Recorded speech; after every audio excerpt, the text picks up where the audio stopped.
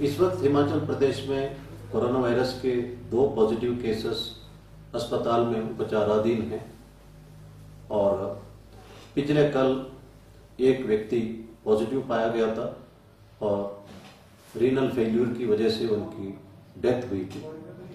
उनके साथ 3 लोग और दिल्ली से आए थे।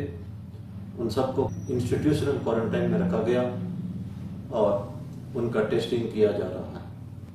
प्रदेश की स्थिति संतोषजनक नहीं है। देश की स्थिति भी चिंताजनक है। इस वक्त भारतवर्ष में कुल मिला के 49,500 केसेस हैं और 1,700 के आसपास डेथ हुए हैं। ये भी स्थिति संतोषजनक नहीं है। हमें बहुत ही ज़्यादा सतर्क रहने की आवश्यकता है। हिमाचल सरकार ने एक स्कीम लॉन्च किया जिसका नाम है निगाह, जो ई पासेस इश्यू होते ही जो गांव के प्रधान, आशा वर्कर्स, आंगनवाड़ी वर्कर्स घरों में जाएंगे और समझाएंगे कि आपका रिश्तेदार आने वाले हैं और होम क्वारंटाइन का आदेश होगा और होम क्वारंटाइन का ये नॉर्म्स को आपको करना होगा, ताकि फैमिली मेंबर्स पहले ही सतर्क रहे, ताकि जो ministry of health and family welfare का होम क्वारंटाइन के बारे में जो आदेश है उसका कड़ाई से पालना हो। ये बहुत ही अच्छा स्कीम है और हम सबको इस स्कीम को पूर्ण रूप से लागू करना है। कांगड़ा जिले के ज्वाली तहसील में 2 लोग बाहर राज्यों से आए और जब उन्हें होम क्वारंटाइन के बारे में समझाने के लिए गांव का प्रधान और आशा वर्कर्स उनके घर पहुंचे तो उन्होंने उनसे बदतमीजी की और वहां से भगाया और जो इंस्ट्रक्शन चिपकाने नहीं दिया, जिस पर उन दोनों पर मुकदमा दर्ज किया गया है। ऊना में 10 दुकानों को सील किया है क्योंकि मास्क नहीं पहन रहे थे तथा सोशल डिस्टेंसिंग के नॉर्म फॉलो नहीं कर रहे थे और 10 लोगों के खिलाफ कार्रवाई भी की गई। कुल्लू में 2 लोग यूपी से आए थे। उनको इंस्टीट्यूशनल क्वारंटाइन में जाने को कहा गया था, लेकिन वे अपने घर गए और गांव के प्रधान को झूठ बोला कि उन्हें होम क्वारंटाइन के लिए कहा गया था। उन पर मुकदमा दर्ज किया गया। मेरी अनुरोध है, इस तरह का हरकतें ना करें और आपको मौका दिया गया है राज्य के अंदर आने के लिए, इसका फायदा उठाए और साथ में लॉकडाउन का नॉर्म्स फॉलो करें, होम क्वारंटाइन का नॉर्म्स फॉलो करें और हिमाचल सरकार को आपको धन्यवाद करना चाहिए और इंस्ट्रक्शंस को फॉलो करना चाहिए। धर्मपुर में एक 76 साल की लेडी, जब उसके घर में उनका बेटा, बहू और पोता बाहर राज्य से आए थे तो उस औरत ने कहा है कि माननीय मुख्यमंत्री महोदय जी के आदेश अनुसार, डीजीपी के आदेश अनुसार प्रिकॉशन लेना जो है मेरा कर्तव्य है। वो खुद ही अपने घर से बाहर निकली, किसी और घर में चली गई और उन्हें अंदर आने दिया। लोग हमारा मैसेज का, हमारा अनुरोध को समझते भी हैं। उन लोगों को मैं धन्यवाद करना चाहता हूं। WHO का ऑनलाइन कोविड-19 के बारे में कोर्सेस का फायदा आप उठा सकते हैं। इस वक्त ऑनलाइन फ्रॉड्स बहुत ज्यादा हो रहे हैं, उसके लिए पूर्ण रूप से प्रिकॉशन लेना भी हम सबका कर्तव्य है। इस वक्त किसी एक व्यक्ति अगर लॉकडाउन नॉर्म्स का पालना नहीं करेगा तो पूरे समाज को उसका कीमत चुकाना पड़ता है। इसके पहले जब किसी व्यक्ति कानून का पालना नहीं करता तो कीमत उसी को देना पड़ता था। पहले एक वारदात हुई थी कुछ साल पहले। एक व्यक्ति बिना हेलमेट का मोटरसाइकिल चला रहा था। पुलिस वाले चेकिंग कर रहे थे। उनको देखते ही उसने हेलमेट पहन ली और आगे निकलते ही फिर से हेलमेट निकाल दिया और एक्सीडेंट से उसकी मृत्यु हुई। उस वक्त ये कीमत उस व्यक्ति को चुकाना पड़ा। लेकिन आज अगर हम कानून तोड़ते हैं, उस व्यक्ति को भी कीमत चुकाना पड़ता है, साथ में पूरे समाज को कीमत चुकाना पड़ता है। आज पूरा मंडी डिस्ट्रिक्ट ही ऑरेंज जोन में जा रहा है। और कई दिन लगेगा ग्रीन जोन में आने के लिए। यह कीमत पूरे समाज को, पूरे जिले को देना पड़ता है। इसलिए पूर्ण रूप से प्रिकॉशन लेना हमारा कर्तव्य है। कानून का पालना सिर्फ इसीलिए नहीं करना है कि पुलिस वाले देख रहे हैं या नहीं देख रहे हैं। पुलिस वालों का डर से कानून का पालना नहीं करना चाहिए। एक आदर्श नागरिक होने के नाते कानून का पालना करना हम सबका फर्ज है। इसको फर्ज समझ के पालना करना चाहिए।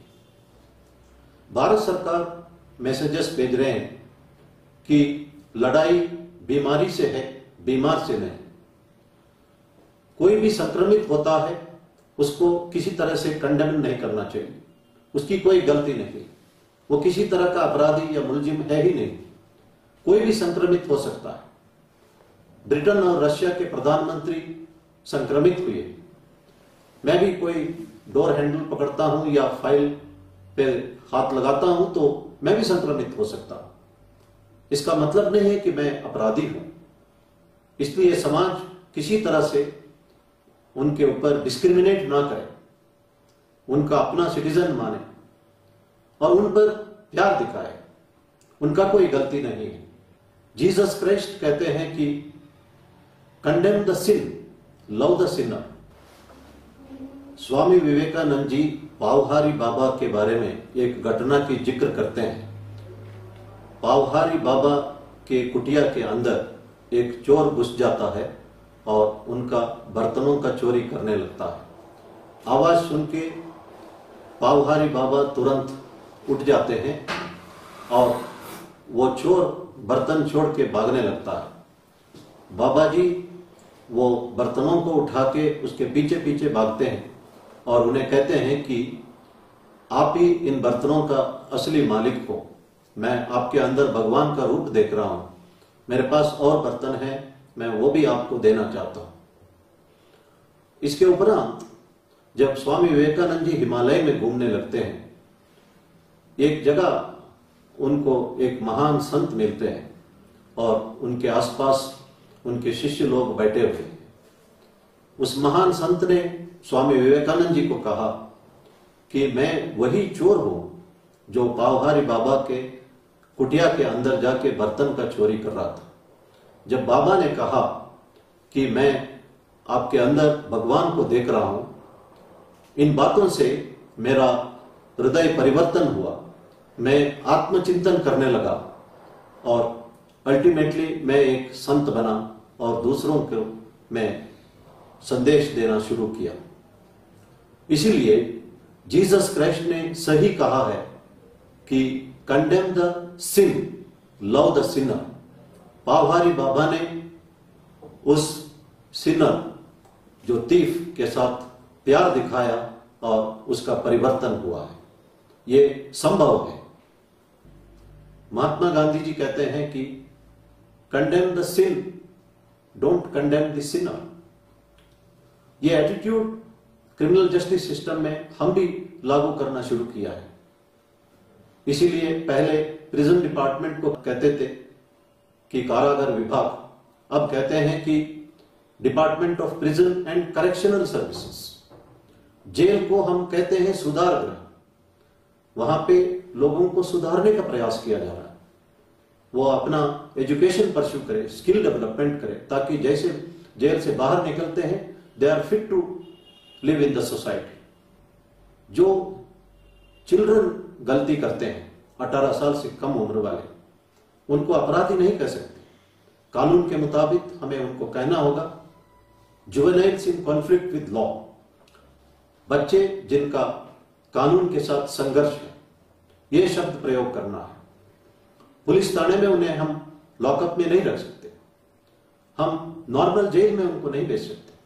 उनको चिल्ड्रन होम में भेजा जाएगा, जहां उनका पढ़ाई का ध्यान रखा जाएगा, ताकि they should not lose the opportunity in life, they should fit to live in the society. ये क्रिमिनल जस्टिस सिस्टम का कॉन्सेप्ट बनते जा रहा है। महात्मा गांधी जी का जो बातें condemn the sin not the sinner, इसको जेल विभाग भी लागू करते जा रहे हैं। इसीलिए हम इनसे प्यार से इनके साथ व्यवहार करें, किसी तरह का डिस्क्रिमिनेशन ना करें। लेकिन कानून का पालना करना पूरे समाज का दायित्व है। अगर हम कानून का पालना नहीं करेंगे, नियमों का पालन नहीं करेंगे, प्रिकॉशंस नहीं लेंगे, भगवान भी हमें मदद नहीं कर पाएंगे। If we don't take precaution, even God will not help us. धन्यवाद। जय